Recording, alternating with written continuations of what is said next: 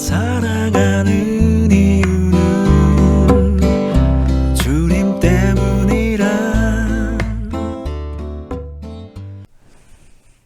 성도 여러분 반갑습니다.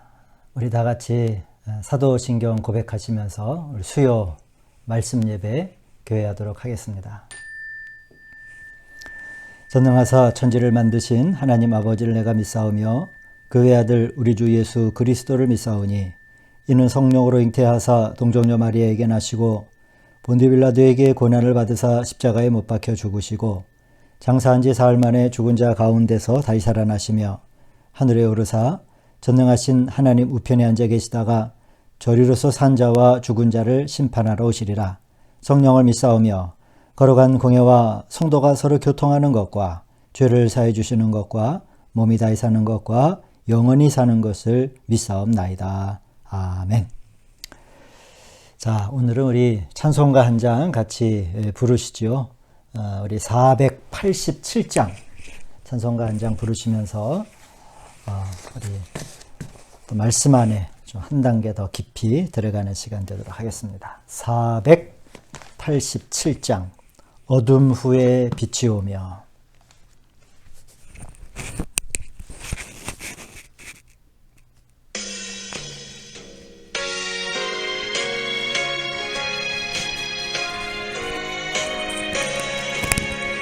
어두움 후에 빛이 오며 바람 분 후에 잔잔하고 어둠 후에 햇빛 나며 수고한 후에 쉼이 있네.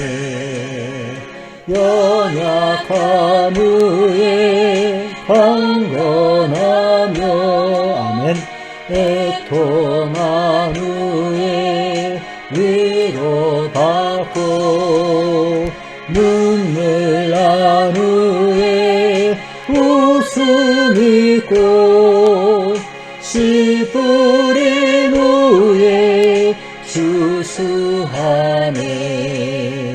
괴로움 후에 평안 있고 슬퍼한 후에 기쁨 있고 멀어진 후에 가까우며 고독함 후에 친구 있네.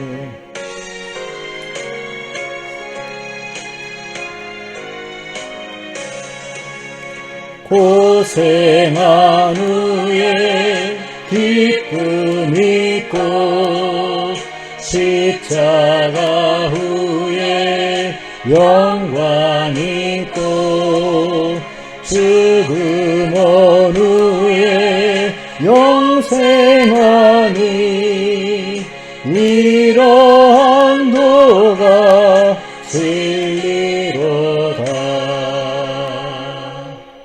아멘. 자, 오늘 우리가 읽을 성경 말씀은 에베소서 15장 15절입니다.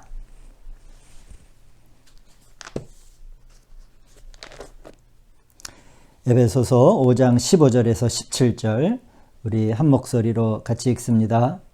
그런즉 너희가 어떻게 행할지를 자세히 주의하여 지혜 없는 자같이 하지 말고 오직 지혜 있는 자같이 하여 세월을 아끼라. 때가 악하니라. 그러므로 어리석은 자가 되지 말고 오직 주의 뜻이 무엇인가 이해하라. 아멘. 또 이렇게 영상을 통해서 수요 말씀을 나누게 허락하신 하나님께 감사와 영광을 올려드립니다. 잘 지내셨죠? 요새는 뭐 잘 지내신다라고 하는 인사가 또 이렇게 그냥 어떻게 보면 또 가식적인 인사가 됐어요. 다 힘들고 어려울 텐데 그래도 그 안에서 좀 잘 지낼 수 있는 길들을 우리 성도님들이 또 발견하시는 그런 우리 귀한 성도님들 되시기를 바랍니다. 제가 좀 목이 좀 쉰 것 같아요. 이 사운드가 좀 안 좋더라도 좀 같이 그것이 은혜를 가리는 일이 아니었으면 좋겠습니다. 지난주에 이제 은사에 대한 말씀을 나누고 그러면서 이제 말씀을 들으신 후에 좀 가능하면은 좀 피드백을 좀 유튜브 댓글에다가 좀 남겨달라 했는데 유튜브 댓글 다는 방법을 좀 잘 모르시는 것 같기도 하고 또 이제 로그인을 좀 해야 되니까 좀 번거로우시죠. 근데 이제 온라인 예배가 좀 길어지면 길어질수록 좀 우리가 좀 이렇게 적극적으로 이렇게 좀 우리 교통과 소통의 자리를 좀 하는 게 필요하겠다 싶어서 제가 그런 부탁을 드렸어요. 그랬더니 우리 몇 분이 이렇게 댓글을 달아주셨는데 참 저에게도 마음이 기쁜 그런 댓글들을 주셨더라고요. 그럼 저도 이제 그걸 이렇게 자세히 보면서 이러한 부분이 또 이렇게 좀 궁금하시기도 하고 또 이런 묵상들을 하셨구나라고 하는 생각을 하면서 하나가 좀 기억이 나는 댓글이 있는데 뭐냐면은 예전에는 그 은사라고 하는 게 굉장히 이렇게 특별하고 물론 은사는 특별하죠. 그러나 이 특별과 일반이라고 하는 게 같이 있는 거예요. 하나님이 우리에게 주시는 은사는 굉장히 소중한 그런 의미에서는 특별한데 그러나 그 특별한 것을 한정적으로 하나님이 사용하시는 분이 아니시다.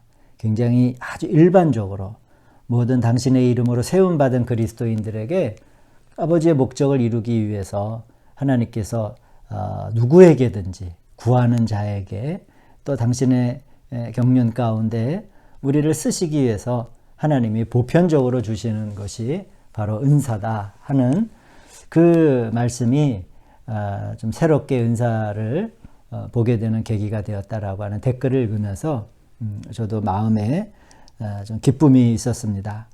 우리가 이 설교 예배라고 하는 언어 가운데 그냥 많이 기회가 노출이 되고 많이 들으니까 그냥 알고 있겠거니라고 생각하는 것들이 많이 있지만은 그러나 저도 그렇고 우리가 좀 자세히 들여다보면은 사실은 이렇게 뭐라 그럴까요? 겉모양만 안다고 할까요? 그 속 안에 있는 하나님의 마음을 만지기 어려운 그런 요소들이 많이 있죠. 이렇게 우리 수요 특별히 이제 온라인으로 이렇게 말씀을 나누면서는 좀 이전에는 내가 이렇게 부분적으로 알았던 것이 조금 더 많이 알아지고 또 더 깊이 좀 알아지는 그런 시간들로 우리 성도님들이 삼으셨으면 좋겠습니다. 그러니까 이 은사라고 하는 게 좀 다시 한번 지난주 말씀을 좀 정리하자면 그럴 것 같아요. 이 은사라고 하는 것들 우리가 늘 이렇게 기억하고 있으면은 나는 누구인가 라고 하는 것에 관한 그런 자기의식들이 좀 많이 생길 것 같아요. 예를 들면 이제 뭐 요리 프로그램에 요새 이렇게 셰프들이 많이 나오는데 가끔 그분들이 자기 칼을 갖고 다니는 거를 보거든요. 자기 칼을 이렇게 갖고 있으면 자기 이름이 더욱이나 칼에 이렇게 새겨져 있다라고 하면은 아마 그럴 것 같아요. 자기의 이름이 새겨진 그 칼을 딱 들 때마다 내가 무엇을 하는 사람인가 라고 하는지가 더 분명하게 되는 그런 이치와 같이 우리가 하나님께서 나에게 주신 은사가 무엇이지? 라고 하는 것을 자꾸 좀 한번 각성하고 의식하다 보면 하나님이 나를 이 자리 이곳에 있기 위해서 그렇게 오래전에 나를 계획을 가지시고 내 이름을 지어주시고 이곳에 나를 이곳에 서게 하셨구나 라고 하는 하나님의 깊으신 사랑을 우리 성도님들도 좀 느끼실 수 있지 않을까라고 생각을 합니다. 예를 들면 내 손에 이렇게 망치가 들려 있는데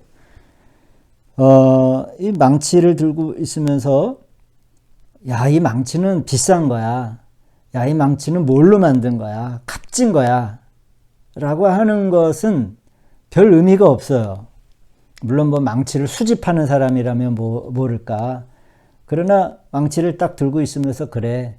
내가 오늘 지금 왜 망치를 들고 있지? 저기 가서 못을 박으려고 아니 무엇을 만들려고 내가 지금 망치를 들고 있지, 그런 이 망치를 통한 어떤 목적을 깨닫는 거죠. 즉 은사라고 하는 것은 은사 자체적으로만 바라보는 게 아니라 하나님이 왜 이러한 탤런트를 나에게 왜 주셨을까?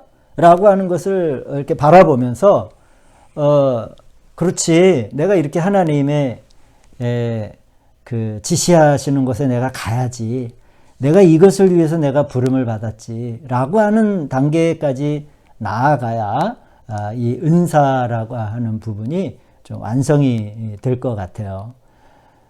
그래서 이 은사라고 하는 것을 그렇게 보편적인 것으로 생각하는 건 참 중요한 그런 생각 가운데 하나입니다. 구약을 보시면은 세 가지 직분이 있어요. 선지자의 직분이 있고, 왕의 직분이 있고, 또 그리고 제사장의 직분이 있습니다. 그런데 이 세 가지 직분이 모두 다 자기의 자리에서, 왕은 왕으로서, 선지자는 선지자로서, 제사장은 제사장으로서 온전히 그 역할들을 잘 감당할 때 이 구약의 이스라엘이라고 하는 나라가 아주 이렇게 부흥하고 평안하고 하는 역사를 우리가 보게 되죠. 이 중에 무엇 하나라도 그 주어진 역할과 이 직분들이 소홀히 여기게 되고 무너지게 되면 그때부터 이스라엘의 역사가 고난이 되고 아주 곤고하고 어려움을 겪는 일들이 반복이 돼요. 그래서 또 신약에는 뭐 우리 지난주 본문을 읽으면서 잠깐 스치듯 좀 지나가긴 했지만은 5가지 직분들을 신약 안에서는 찾아볼 수 있어요. 이제 그걸 오중 사역과 직분이라고도 얘기할 수 있는데, 하나는 사도, 그리고 선지자, 그리고 복음 전하는 자, 목사와 교사, 이러한 이제 직분들이 있는데, 제가 오늘은 뭐 이 직분 하나하나의 의미를 말씀드리려고 하는 것은 아니라, 마찬가지로 제가 아까 구약의 예를 들면서 구약에서 이 세 개의 직분이 조화를 이루고 온전하게 그 맡은 바 직분을 잘 감당할 때에 나라가 평안하게 되고 하나님이 원하시는 그런 건강하고 아름다운 나라가 되었듯이, 이제 신약 안에서도 말하자면 이 하나님의 몸된 교회, 하나님의 몸을 이루어갈 때 사도와 선지자와 복음 전하는 자와 목사와 교사의 직분들이 이렇게 서로 잘 조화를 이루고, 그 각자의 누구는 망치를 들고 누구는 톱을 들고 누구는 줄자를 들고, 이러한 자기에게 주어진 이 달란트들이 각자 아름답게 조화롭게 잘 사용이 되어질 때 어떻게 보면 이 하나님의 몸된 교회가 건강하게 세워져 가고 하나님의 경륜을 이 땅 가운데 깊이 퍼지게 하고 또 펼쳐나가게 하는데 가장 귀한 그런 핵심점이 될 것 같아요.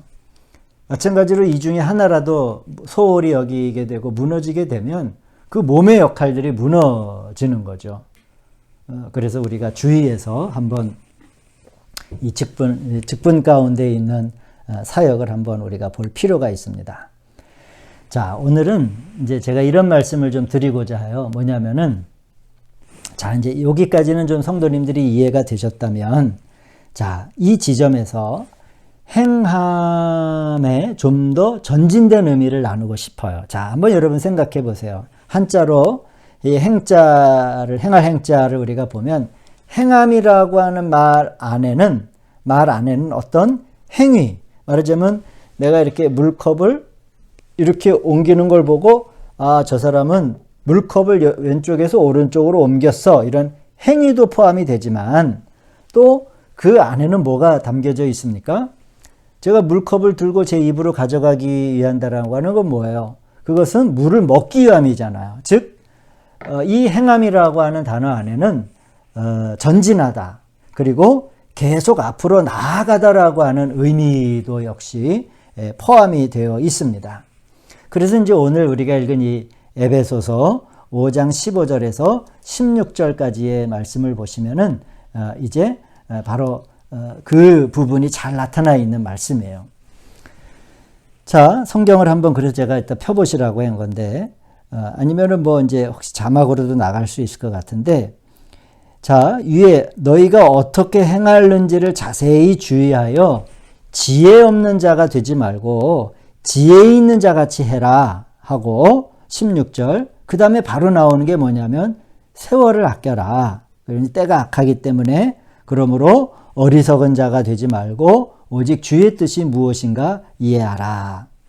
자, 여기에서 이 성경에서 이 구절은 지혜 있는 자와 어리석은 자를 구별하는 하나의 잣대가 있어요. 그게 뭐냐면은 바로 시간의 관념에 대한 부분이 이 속에 그 하나의 잣대로 역할을 하는 것을 우리가 보게 됩니다.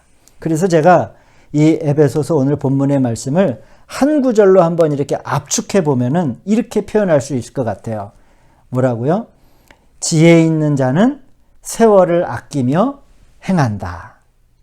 다시 한번 지혜가 있는 자라고 하는 것은 세월을 아끼며 행하는 사람, 이것이 바로 지혜 있는 자이고 또 어리석지 않은 사람이다 라고 이 말씀을 좀 이렇게 한 줄로 압축할 수 있을 것 같아요. 자, 이와 비슷한 이렇게 이제 어떤 행함에 있어서의 어떤 시간의 개념이 하나의 잣대가 되는 말씀이 우리가 이제 두 군데 성경을 한번 찾아보도록 하겠습니다.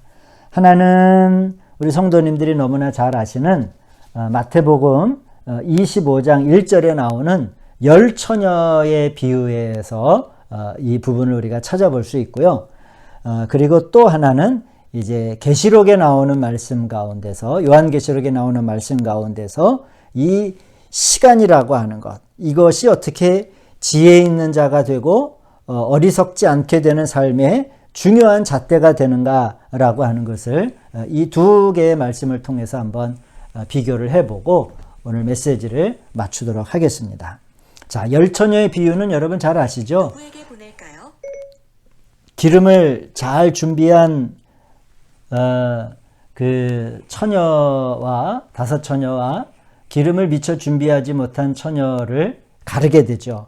어리석은 그 처녀가 되고 또 아주 지혜로운 처녀가 되고, 그래서 반은 신랑의 잔치 자리에 참여하게 되죠. 그건 이제 잘 아시니까 이제 요한계시록의 말씀을 한번 보도록 하겠습니다. 요한계시록 14장 1절에서 15절까지의 말씀을 한번 보도록 하겠습니다. 이 말씀을 보면 요즘 문제덩어리 그 신천지에서 매일 노래를 부르는 14만 4천 명이 이제 여기에 나오는 구절인데 한번 같이 읽어보도록 하겠습니다. 14장 1절 또 내가 보니 보라 어린 양이 시온산에 섰고 그와 함께 14만 4천이 서 있는데 그들의 이마에는 어린 양의 이름과 그 아버지의 이름을 쓴 것이 있더라. 내가 하늘에서 나는 소리를 들으니 많은 물소리와도 같고 큰 우레소리와도 같은데 내가 들은 소리는 검은 곶 타는 자들이 그 검은 곶을 타는 것 같더라.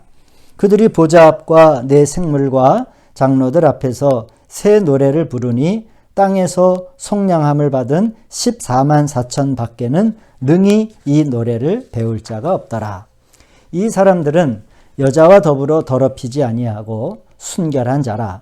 어린 양이 어디로 인도하든지 따라가는 자며 사람 가운데 속량함을 받아 처음 익은 열매로 하나님과 어린 양에 속한 자들이니 그 입에 거짓말이 없고 흠이 없는 자들이더라. 아멘. 자, 우리가 이렇게 주님의 뜻을 이제 이루기 위해서 행하는 자가 행하는 자로서 앞으로 그 행하면은 전진하다라고 하는 의미도 있다라고, 더 계속 지속되는 의미가 있다라고 했잖아요. 그러니까 앞으로 계속 전진하는 그리스도인이 되고자 할 때 우리가 반드시 넘어서야 되는 한 가지 지점이 있어요. 그게 뭐냐면 곧 시간의 문제라고 하는 겁니다. 목사님이 이제 무슨 얘기를 할까 궁금해 하실 터인데 어렵지 않아요. 자, 그래서 오늘 요한계시록의 말씀을 먼저 예를 들면은 오늘 제가 읽은 이 14장 4절의 말씀을 보시면 이 14만 4천 명을 쭉 설명을 하면서 뭐라고 나오냐면은 속량함을 받아 뭐라고 나오냐면 처음 익은 열매라고 하는 단어, 이 구절이 나옵니다. 그러니까 이 14만 4천 명이라고 하는 의미는 처음 익은 열매를 말하는 거예요. 처음 익은 열매. 그런데 이제 오늘 다 읽지는 않았지만 이 요한계시록 14장 밑을 쭉 내려가서 보면 15절을 보시면은 그 다음에 또 하나의 열매에 관한 부분이 나와요. 자, 14장 15절을 보시면, 자, 여기도 이렇게 돼 있죠. 당신의 낫을 휘둘러 거두소서. 당신 땅의 곡식이 다 익어 거둘 때가 이르렀음이니이다. 자, 여기 4절에는 처음 익은 열매가 나오고 그 다음에는 그냥 곡식이 다 익어 거둘 때가 된 곡식이라고 하는 단어가 나와요. 여러분, 여기서 제가 이제 질문 한 가지 드릴게요. 곡식과 그리고 처음 익은 열매의 차이는 어떤 차이를 의미하게 될까요? 한번 생각해 보세요. 품질의 문제일까요? 그렇진 않을 거예요. 뭐 처음 익은 열매와 그냥 또 추수할 낫을 시두를 추수할 때가 되어서 이제 땅에 곡식이 다 익어 거둘 때가 되었을 때의 열매는, 이 차이는 뭐냐면 시간의 차이죠. 하나는 처음 가장 먼저 익은 열매가 되었고 그 다음에 조금 시간이 흘러 그 나머지 밭에 있는 그러한 열매와 곡식도 다 낫을 휘둘러서 다 추수하게 된다라고 할 때의 차이는 처음과 조금 시간이 흘러 나중에 추수할 그러한 열매를 의미하게 됩니다. 모든 열매는 늦든 빠르든 다 익습니다. 그러나 이 계시록에서의 주된 말씀은 뭐냐면 어린 양이신 주님은 처음 익은 열매를 찾으신다는 거죠. 슬기로운 처녀들이라고 하는 것은 무엇을 더 잘한 사람들을 말하는 게 아니에요. 시간을 아껴서 미리 기름 장수에게 가서 기름을 사 놓았던 그 지혜로움이, 시간을 아낀 지혜로움이 신랑의 선택, 어린 양이신 그런 주님의 택함을 받았다라고 하는 겁니다. 그러니까 이 열처녀의 비유에서 우리가 알아야 될 거는 다섯은 구원받고 다섯은 구원받지 못한 걸 의미하는 게 아닙니다. 모든 이 세상에 다 부름받아 신랑이 오시는 혼인잔치에 등을 들고 서 있는 아주 모든 보편적인 그리스도인, 구원받은 그리스도인들을 의미하는 거예요. 여기에서의 중요한 것은 지혜롭다라고 하는 게 뭐냐, 그리고 주님의 택함을 받는다라고 하는 것, 먼저 처음 열매가 된다라고 하는 것은 바로 이 시간의 문제, 시간을 잘 아끼고 어떤 그 시간 안에서 자기의 대가를 지불할 줄 아는 그러한 사람들이 바로 지혜로운 사람이며 처음 익은 열매가 된다라고 하는 의미죠. 그래서 여러분, 우리가 이 행함의 문제에서는 이 시간의 문제가 굉장히 중요합니다. 시간을 잘 아끼는 지혜가 꼭 필요한 것이죠. 그러나 여러분, 여기서 한 가지 아끼다라고 하는 부분에서는 단지 효율적인 부분만을 따지는 게 아닙니다. 그 안에서 하나님을 알고 하나님의 뜻을 이해하는 것에도 우리가 이르러야 한다라고 하는 사실이죠. 예를 들면 우리 가정 안에 있는 만약에 자녀들이 엄마 아빠의 뜻에 대해서 이렇게 이해를 해요. 뭐냐면은, 우리 엄마 아빠는 내가 이렇게 그냥 차일피일 뭐 한다고 하면서도 안 하고 차일피일 시간을 뒤로 미루고 말을 잘 안 듣고 또 나중에 그걸 하지 않아도 큰 문제 없어 하면은, 그렇게 부모를 이해하면은 아이들은 그렇게 해요. 그러나 반대로 어떤 자녀는 아니야, 우리 엄마 아빠는 반드시 그 결과를 물으셔. 그리고 했는지 안 했는지를 알고 싶어 하시는 분이야. 그렇게 엄마 아빠를 이해하고 있으면 물론 아이들마다 차이가 있겠죠. 잘하는 아이도 있고 좀 못하는 아이도 있을 수 있어요. 그러나 그렇게 부모를 이해하고 그 뜻을 알고 있으면은 반드시 어떤 결과를 내려고 노력한다라고 하는 거죠. 다시 중요한 거는 그 결과에 뭐 잘하고 못하고는 여기서 제가 좀 그 부분을 말씀드리는 건 아닙니다. 사랑하는 여러분, 우리는 이렇게 하나님의 뜻을 좀 분명하게 우리의 행함 가운데 알아야 될 필요가 있어요. 이해해야 돼요. 그것을 이해한다면 반드시 우리는 우리의 주어진 시간 안에서 이 세월을 아끼는 그리스도인이 될 수 있습니다. 여러분, 그 아버지의 뜻이 별거 아니야 라고 하면, 그렇게 여긴다라고 하면은 그렇게 시간을 아낄 필요가 없게 돼요. 예를 들면 이렇게 우리가 뭐하러 주일 성수를 위해서 그렇게 애써요?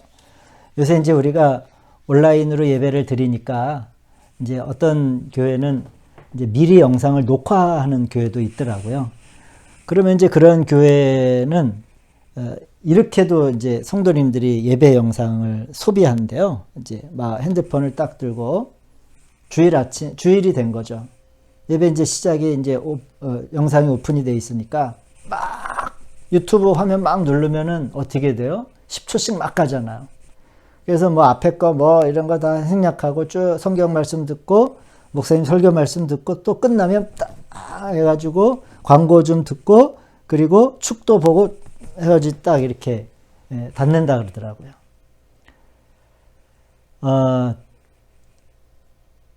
아버지의 뜻을 알면은 그러니까 우리의 행함이 달라지는 거예요. 시간이 남을 때 뭐 신앙 활동하고 얼마나 여러분 그게 슬기롭잖아요. 아버지의 뜻을 만약에 잘 이해하지 못한다면 그게 오히려 더 슬기로운 모양이 되는 거죠. 우리가 우리의 마음을 아시고 그분은 해도 되고 안 해도 되는 명령을 우리에게 주신 분이 아니시다.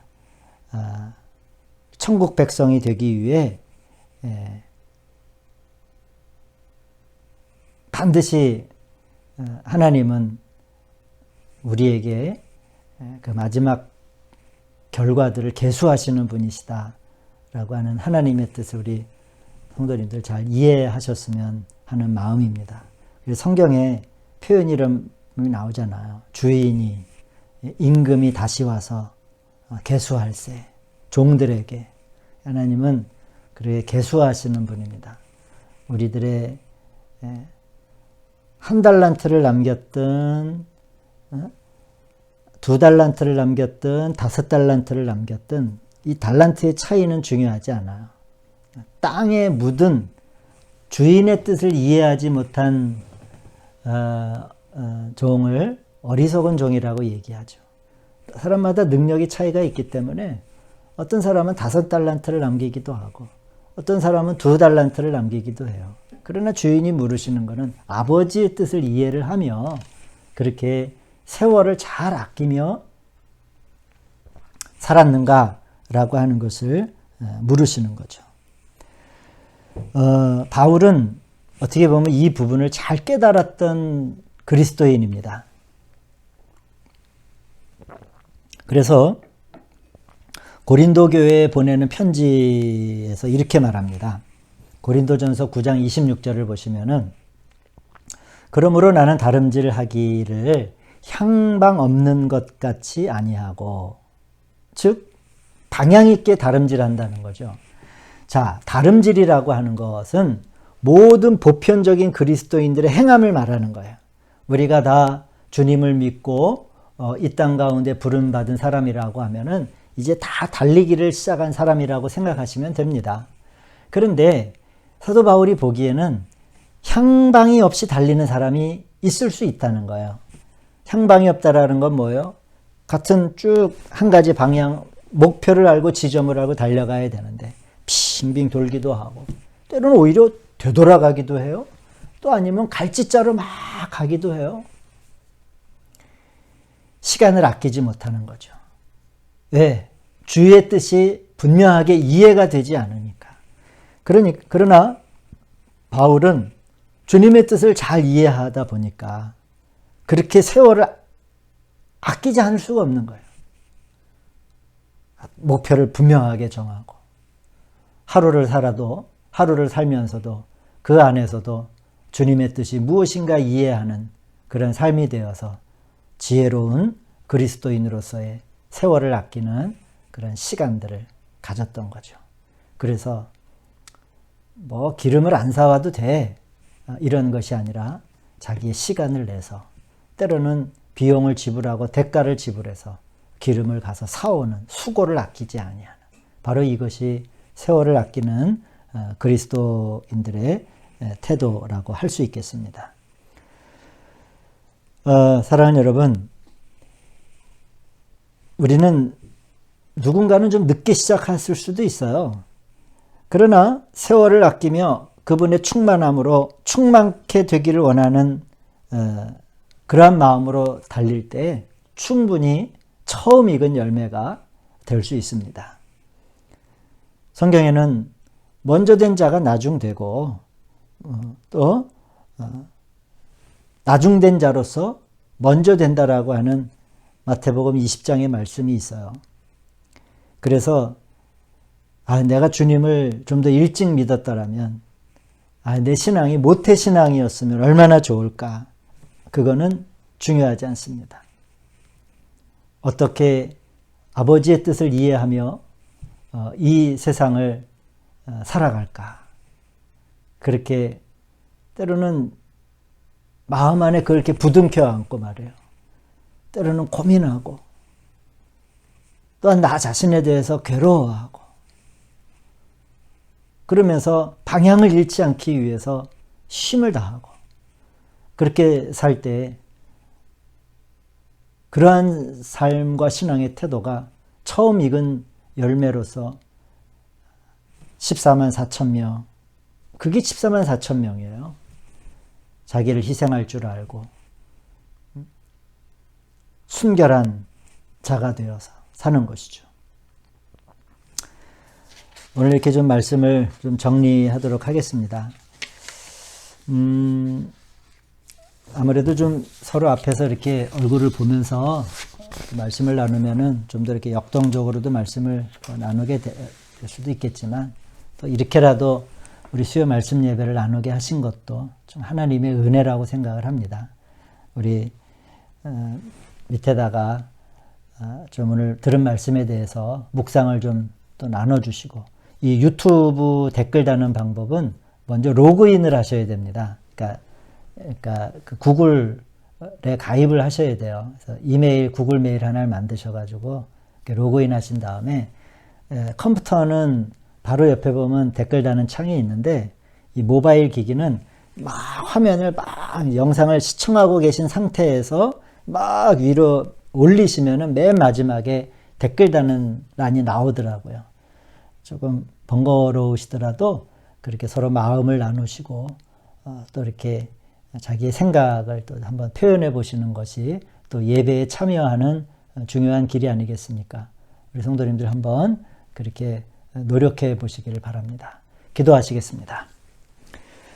거룩하고 자비로우신 아버지 하나님 감사를 드립니다. 오늘 귀한 말씀 우리 가운데 주셨사오니 이 세대를 살면서 행함이 있는 그리스도인으로 살 때 하나님 아버지 하나님의 뜻이 먼저 잘 이해가 되니 세월을 아끼지 아니하고는 견딜 수 없는 마음으로 이 시간을 저희들이 잘 활용하며 그 안에서 성령의 기름의 충만함을 위해서 애쓰고 또 노력하며 또 기름을 가득 채워나가는 저희들이 되게 하여 주시옵소서.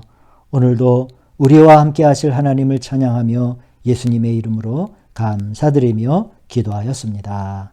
아멘. 네, 광고 말씀 좀 드리겠습니다.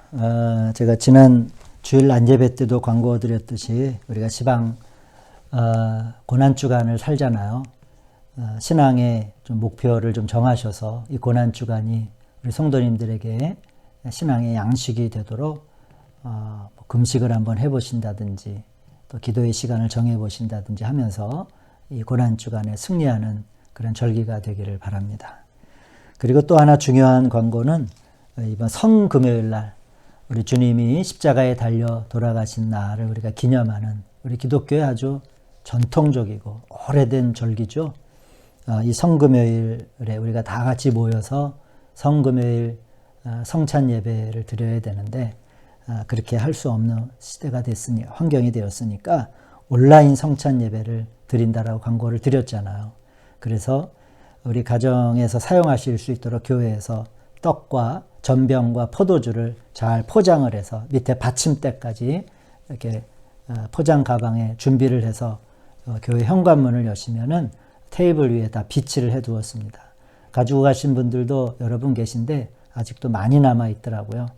우리 성도님들 좀 힘을 쓰시는 게 이 시대에 우리에게도 좀 유익이 됩니다. 교회 오셔서 다 가지고 가셔서 금요일 날 밤 9시니까 좀 미리 테이블을 좀 마련하셔서 집에 검은 천이 있으면 대신하셔도 되고 없으시면 신천을 이렇게 하셔가지고 이렇게 컵 잔과 컵 조그마한 그릇 접시 같은 거에 떡과 포도주를 두셔가지고 제가 이제 온라인 이렇게 보면서 안내하는 대로 따라 하시면 됩니다.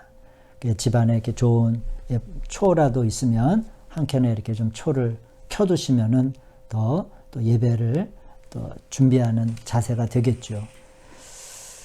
그리고 만일 그 떡을 사용하지 못하시면 사정이 피치 못할 사정이 있으셔서 그 떡은 집에 이렇게 잘 가지고 계셨다가 꼭 저에게 다시 주셔야 됩니다. 그냥 막 이렇게 함부로 뭐 이렇게 버리시고 이러면 절대로 안 됩니다.